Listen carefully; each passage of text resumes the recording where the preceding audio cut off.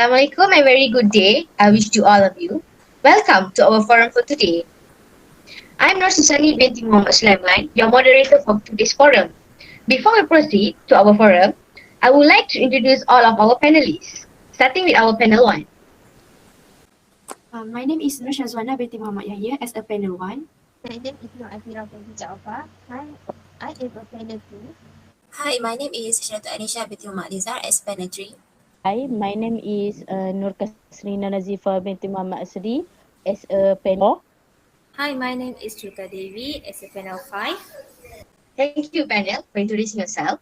Okay, for today's topic, we will talk about we know in Islam it is forbidden for us to sell or steal of the property of the orphan.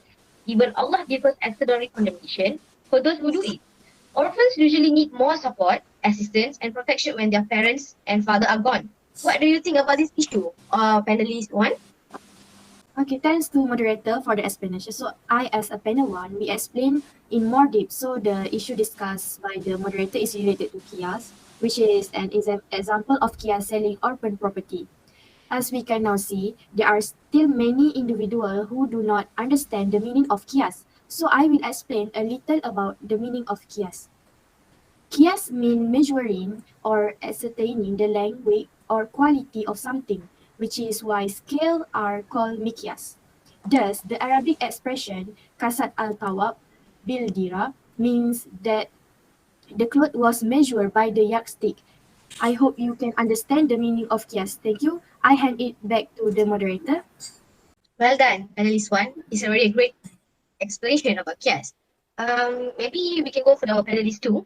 Anything else you want to tell? Yes. I think particularly one just identify the meaning of Qiyas. So I want to tell all about the pillar of Qiyas. So Qiyas have a four pillar. Is that Aslu, Faru, Ilah, and Hukum. So Aslu refer to the sources Al-Quran, Sunnah, Ijma, and the subject matter of that ruling has been tested and ruled up from three sources. However, an attempt to draw that is a good right and overall accepted. The data is falling against English judgment in regard, but there is no pressure ruling as well on that case. Third, Ilah. Ilah is transferable, which means it can expand from the original case to the new case. Hukum. The rule that apply to the original case should also apply to the new situation. I think that's all from me. So I will give back to the moderator. Thank you, panelist two. As we know, in Qiyas we have four pillars of Qiyas, which is it can related to our issue for today. So let's go to our panelist three. What do you think about it? I want to talk about the varieties of Qiyas. In Shafi'i's division, from the viewpoint of the strength or weakness of the ilah, the Shafi'i jurist has divided Qiyas into following three types. First, analogy of the superior, which is Qiyas al-Awla. The effective cause in this Qiyas is more evident in the new case than the original case. Second, analogy of the superior, which is Qiyas al-Awla. The effective cause in such as say not to them off, not repel them, but address them in dignified terms. Next is analogy of equals, which is Qiyas al-Musawi. The ilah in this type of Qiyas is equally effective in both the new and original cases.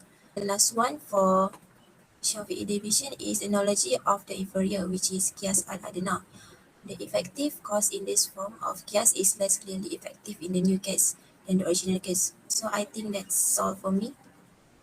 Thank you. Thank you, panelist three. So those are the varieties of Qiyas as our panelist has explained. So let's go to the panelist four. Thank you, Ms. Moderator. So I want to move about essential condition of analogy. 1.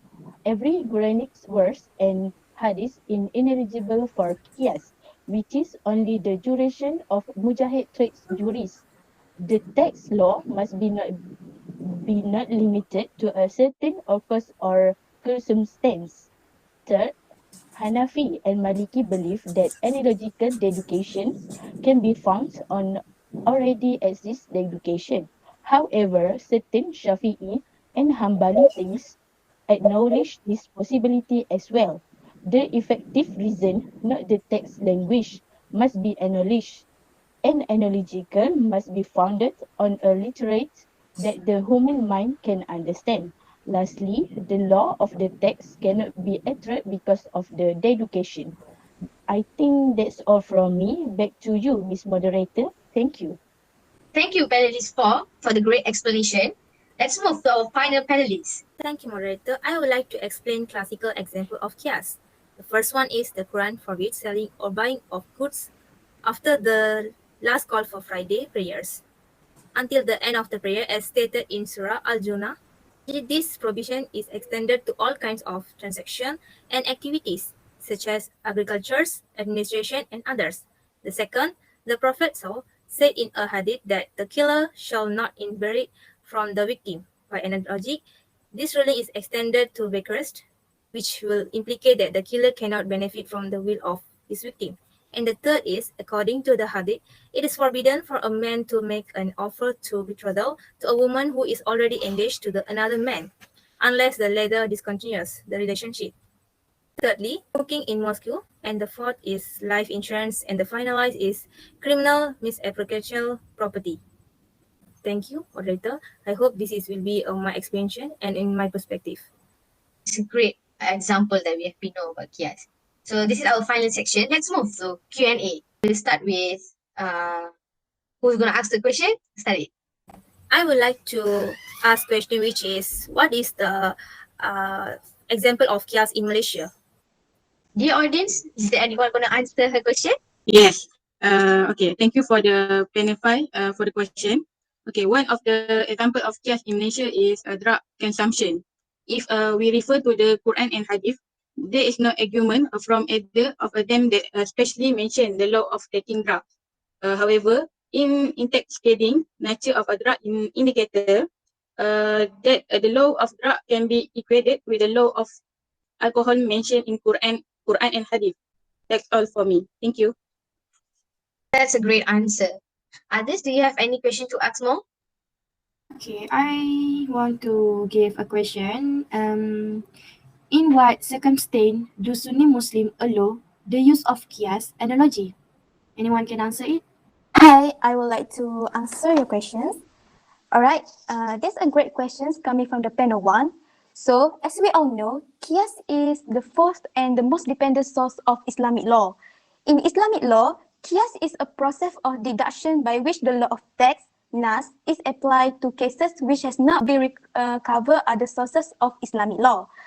Thus, it is extended to cases or matters not explicitly covered by the Quran and the Sunnah on the grounds of material similarity in the nature of two cases. That's all from me. Thank you. Is there any more questions to go?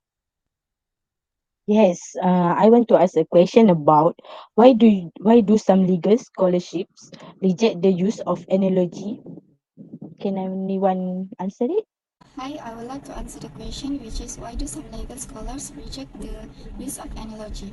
Analogy or Qiyas is the fourth and most dependent source of Islamic law that is employed in legal thinking when other sources like Quran, Sunnah, and Ijma are silent about a new and challenging situation. It took its origin from Iraq that was emerging as a new center of legal thinking in the early history of Islam. That's all from me. Well, that's a great explanation. For the last session of the question, who will ask? So next question is, can anyone give an example to show how the Quran could be used in the exercise of Qiyas analogy? I would like to answer the question. So my answer is, Qiyas is the fourth stage of legal thinking in Islam. So it means to measure or measure by comparison or analogy. In Islamic Sharia, it means exercise of an individual scholar to deduce one principle from another by comparing them together. That's all from me. Thank you. So we have become to the end of the forum. For conclusion, we know that selling or steal the assets of orphanage is an event that needs to be legally stipulated because there is no tax that can be used as a basis. So thank you for all our panelists for today. Assalamualaikum warahmatullahi wabarakatuh. Thank you.